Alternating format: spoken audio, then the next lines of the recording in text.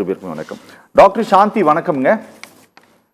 Madam, இந்த ரெண்டு விஷயத்தையும் நான் கொஞ்சம் கம்பைன் பண்ணி உங்ககிட்ட கேட்கலாம்னு நினைக்கிறேன். நாக்பூர் விவகாரம் அது தனி, இன்னைக்கு central drug standards control organisation வெளியிட்டிருக்கக்கூடிய இந்த ரிப்போர்ட் தனின்னு ரெண்டையும் பிரிச்சு பார்க்கணுமா, இல்ல ரெண்டையும் இணைத்து கூட பார்க்கலாமா?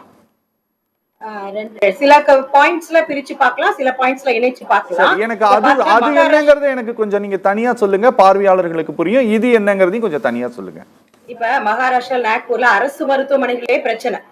அப்ப அரசு மருத்துவமனைகளில பிரச்சனை என்பதை நம்ம உற்று நோக்கி பார்க்கணும். ஏன்னா முக்கியமானவங்க பெரும்பாலான மக்கள் ஏழை நடுத்தர மக்கள் அரசு மருத்துவரை நம்பி இருக்காங்க. அப்ப அரசு மருத்துவமனையுடைய மருந்து கொடுக்கப்படுகின்ற மருந்துகளுடைய தரத்தை உறுதிப்படுத்த வேண்டிய கடமை அரசு இருக்காது, மாநில அரசு அதுல வராங்க இல்லைங்களா. ஒன்றிய அரசாங்கம் ட்ரக் கண்ட்ரோலுடைய ஒட்டுமொத்த பொறுப்பை வைத்துக் கொண்டிருக்கின்றன. ஒன்றிய அரசுக்கு பொறுப்பு இருக்கு. அதே நேரத்துல ஒரு மாநில அரசின் கட்டுப்பாட்டில் உள்ள மருத்துவமனைக்கு வருகின்ற நோயாளிகளுக்கு தரமான மருந்துகளை கொடுக்க வேண்டும் என்பதை உறுதிப்படுத்த வேண்டிய பொறுப்பும் கடமையும் அவங்களுக்கு இருக்குங்கிறது மாற்று கருத்து கிடையாது. இப்ப இது தனியாருக்கு அப்புறமா வரலாம். இப்ப பாத்தீங்கன்னா தமிழ்நாட்டுல 1995ல இருந்தே தமிழ்நாடு மெடிக்கல் சர்வீஸ் கார்பரேஷன் ஒண்ணு இருக்கு. அந்த மெடிக்கல் சர்வீஸ் கார்பரேஷன் இந்தியாவிலே முதல்ல அது மாதிரிதான் ஆரம்பிச்சாங்க. அவங்க என்ன பண்றாங்க, எந்த கட்சியா இருந்தாலும் திமுக கிடையாது, அது ஒரு டிஎன்எம்எஸ்சி இருக்கு.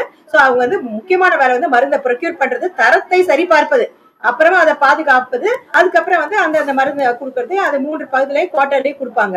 சோ அப்ப தரத்தை உறுதிப்படுத்த வேண்டியது குவாலிட்டி கண்ட்ரோல்ல அதை செக் பண்ணி தான் கொடுக்குறாங்க அப்படிங்கிறது நமக்கு தெரிகிறது. சோ இப்ப இது மாதிரியான ஒரு விஷயங்களை நீங்க மற்ற மாநிலங்களே பின்பற்றுங்க அப்படிங்கறது நம்ம தொடர்ந்து சொல்லிட்டு இருக்கோம். முக்கியமாக கொரோனா காலகட்டத்துல நம்ம சேனல்லையும் பேசியிருக்கோம். கோவிட் டெஸ்ட் பண்ற கிட் எல்லாம் வாங்கினாங்க. வாங்கிட்டு ஒன்றிய அரசாங்கம் தான் அதுல எபிடமிக் ஆக்ட்ல இருந்தது, வாங்கிட்டு அப்புறம் தரம் இல்லைன்னு சொல்லி அதை நிறுத்தினாங்க. அதெல்லாம் உங்களுக்கு ஞாபகம் இருக்கும். சோ அப்பயே நம்ம பேசுறோம், ஒரு மருத்துவ உபகரணங்களுடைய தரத்தை உறுதி செய்யும் பொழுது அப்ப அந்த கோவிட் காலகட்டத்துல இருந்த படிப்பினை நமக்கு என்ன, சோ அதை தரத்தை உறுதி செய்வதில் மிகப்பெரிய பற்றாக்குறை இருக்கிறது, டிஃபிஷியன்சி இருக்கிறது அப்படிங்கறத நம்ம உணர்றோம். ஆக இது ரொம்ப முக்கியமான பிரச்சனையா இருக்குது. அரசு மருத்துவமனை அரசு அதை என்ஷூர் பண்ணலங்கிறது. மற்றபடி தனியார் மருத்துவமனைகள்ல என்ன ஒரு பிரச்சனை அப்படின்னு பார்க்கும் பொழுது, இப்ப 2021ல பார்லிமெண்ட்லயே அன்னைக்கு இருந்த அமைச்சர்கள், அந்த யூனியன் செக்ரட்டரிஸ் எல்லாம் என்ன சொல்றாங்க அப்படின்னா, 22-23ல யூனியன் மினிஸ்டர் அனுப்பிரியா பட்டேல் என்ன சொல்றாங்கன்னா, 3000க்கு மேற்பட்ட தரம் குறைந்த மருந்துகள், 424 போலி மருந்துகள் இருக்கிறன்னு சொல்றாங்க. சோ அப்ப நம்ம இந்தியால ஒரு சில மெக்கானிசம் இருக்கு. இந்தியன் பார்மகோபியான்னு ஒண்ணு இருக்கு. அதுல என்னென்ன மருந்து ஏற்றுக்கொள்ளப்பட்ட மருந்து அப்படின்னு சொல்லி லிஸ்ட் கொடுக்குறாங்க. அப்புறம் கரண்டா குட் மேனுஃபேக்சரிங் கைட்லைன்ஸ் எல்லாம் சொல்றாங்க. ஆனாலும் இதையும் மீறி பார்த்தாலும் ஒவ்வொரு வருஷமும் 2014, 15 அதுக்கு முன்னாடியும் தரமற்ற மருந்துகள் வருதுன்னு சொன்னோம்னா, இந்த விஷயத்துல நான் 2 பிரிவா பார்க்கணும்னு நினைக்கிறேன். ஒண்ணு மருத்துவரா, இன்னொன்னு ஒரு சாதாரண குடிமகளா நானும் மாத்திரை வாங்கி போட்டுக்கிறேங்கிற அடிப்படையில பார்க்கணும்னு நினைக்கிறேன். ஒரு மருத்துவரா பார்க்கும் பொழுது மேடம் எனக்கு 2 விஷயம் நீங்க சொல்லுங்க. அதாவது நார்மலா யூரினல் இன்ஃபெக்ஷன்ல இருந்து நிமோனியா வர இருக்கக்கூடிய இன்ஃபெக்ஷன்ஸ்க்கு தான் நீங்க வழங்கப்பட்ட ஆன்டிபயோட்டிக் மருந்துல தான் டால்கம் பவுடர் இருந்ததுங்கிறத அவங்க லேப் ரிப்போர்ட் உறுதிப்படுத்தி சார்ஜ் ஷீட்டாவே ஃபைல் பண்ணியிருக்கிறாங்க.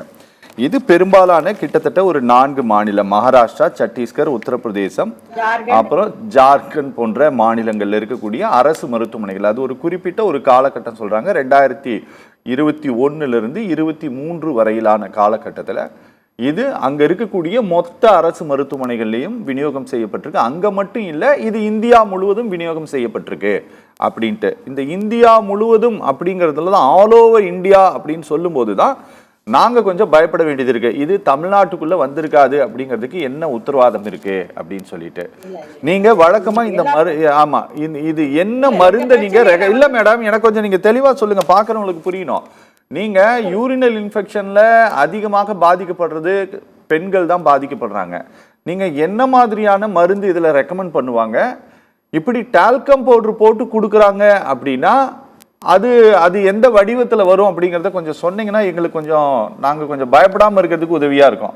அதுதான் நான் ரெண்டா பிரிச்சுட்டேன். தமிழ்நாட்டுல இருக்கிற அரசு மருத்துவமனையை பார்க்கும் பொழுது டிஎன்எம்எஸ்சி சார்பா தர கட்டுப்பாட்டோட வருதுங்கிறது.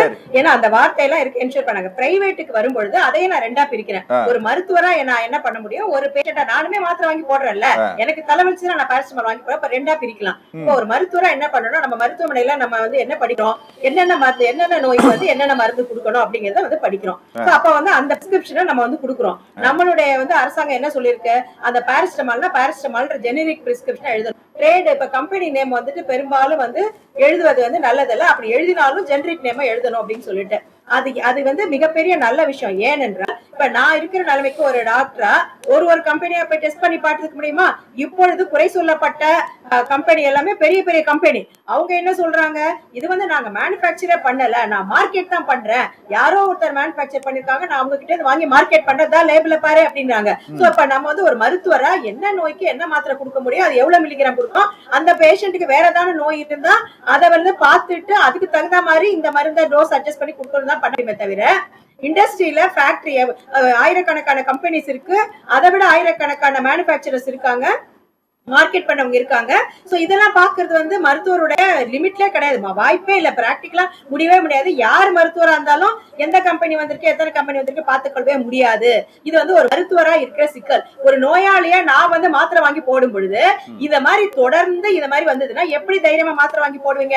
நீங்க சொன்னீங்க யூரினரி ட்ராக்ட் இன்ஃபெக்ஷன் ஆன்டிபயோட்டிக்னு, அல்சர் மாத்திரை இருக்கு, பிபி மாத்திரை இருக்கு. அல்சர் மாத்திரை பல நேரங்கள்ல பல நோயாளிகளுக்கு இணைத்து வழங்கப்படும். ஏன்னா ஒரு டென்ஷனா இருக்கும்போது ஒரு 10 நாள் சரியா சாப்பிடலன்னா அந்த நோய்க்கு வந்து டைபாய்டு இருக்குன்னா டைபாய்டுக்கான நம்ம ஆன்டிபயோட்டிக் கொடுப்போம், காய்ச்சலுக்கான பாராசிட்டமால் கொடுப்போம். அவங்களுக்கு அல்சர் வராம இருக்கிறதுக்கு, இல்ல அல்சர் இருந்ததுன்னா அந்த பேண்டசிட் போன்ற மாத்திரை சேர்த்து தான் கொடுப்போம். அப்படி இருக்கும் பொழுது ஒரு குடிமகனா இந்த மருந்தை தரத்தை பார்த்து வந்து வழங்க வேண்டிய செக்கிங் ப்ராசஸ்ல தொடர்ந்து பிரச்சனை இருக்கிறது என்றால் அதை சரி செய்ய வேண்டிய பொறுப்பு வந்து அரசாங்கத்துக்கு இருக்கு. அது வந்து கை கழுவ விடப்படுகிறது. இவங்க எலக்ட்ரல் பாண்ட்ஸ்ல பணத்தை வாங்கிப்பாங்க, கமிஷன் அடிச்சுப்பாங்க. இப்ப எல்லா அரசு மருத்துவமனை நீங்க சொன்னீங்க, நாக்பூர் மகாராஷ்டிரால எல்லாம் அங்க இருக்க அரசு மருத்துவமனை இன்னைக்கு ஒரு நாள் பிரச்சனையா தொடர்ந்து பல ஆண்டுகளாக நடந்திருக்கிறது.